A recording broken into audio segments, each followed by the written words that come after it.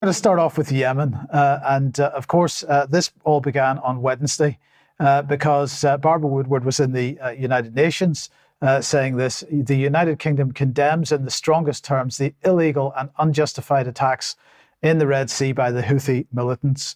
She said, if necessary, and as previously stated by the UK Defence Secretary, we will not hesitate to take further action to deter threats to the freedom of navigation to the Red Sea. So there was this threat has been going on for a few days now.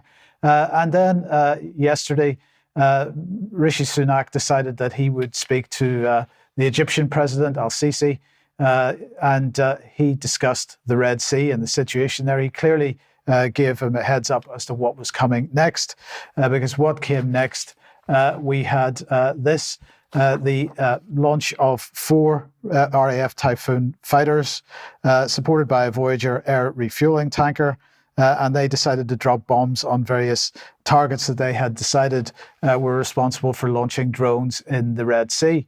Now, from what I'm hearing from Yemen, nobody is terribly excited or impressed about this, because although they're saying in the press release that a number of buildings involved in drone operations were targeted by our aircraft, and on the news reports this morning, they were saying that various targets were hit.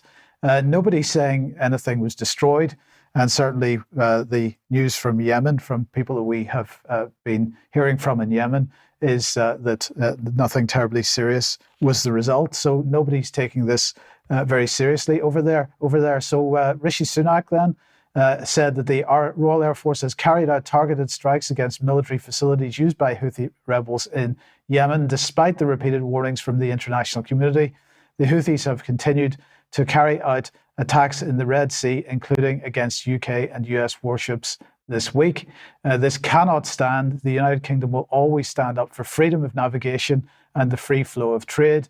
We've therefore taken limited, necessary and proportionate action in self-defence alongside the United States, with non-operational support from the Netherlands, Canada and Bahrain against targets tied to these attacks, to degrade Houthi military capabilities and protect global shipping. And as I say, no sign of any degradation at this point. The Royal Navy continues to patrol the Red Sea as part of the multinational Operation Prosperity Guardian to deter further Houthi aggression. Now, the various shipping companies have been commenting on this morning, and so far, nothing seems to have changed as far as they're concerned. They're saying absolutely there'll be no ships going through the Red Sea for the meantime, because this looks like escalation and has absolutely the risk of escalation. Saudi Arabia is saying, really, this needs to stop. Don't do any more of this, because they're concerned that they're going to get drawn back into an escalation with Yemen and so on. Now, in the meantime, that was yesterday. Today, then, Rishi has decided to head off to Ukraine, and here he is using, well, not public transport. As you can see, he's on the train heading to Ukraine, because he and Zelensky are going to sign what they're describing as a historic UK-Ukraine agreement on security cooperation. And this is going to be another £2.5 billion pounds or so in total in military aid to Ukraine in 2024, 2025. An increase of £200 million on the previous 2 years, they say. This is going to also include giving them drones. It's going to be the largest delivery of drones to Ukraine from any nation, and so on. So this is what they're talking about, more and more money being spent.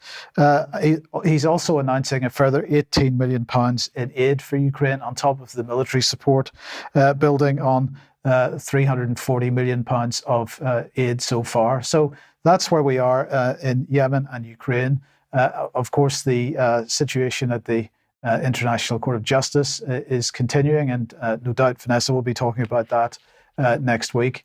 But the efforts from the Israeli side to justify what they're doing seem to be not the most inspired. But anyway, we'll talk about that a little bit more next week. So that's the Middle East.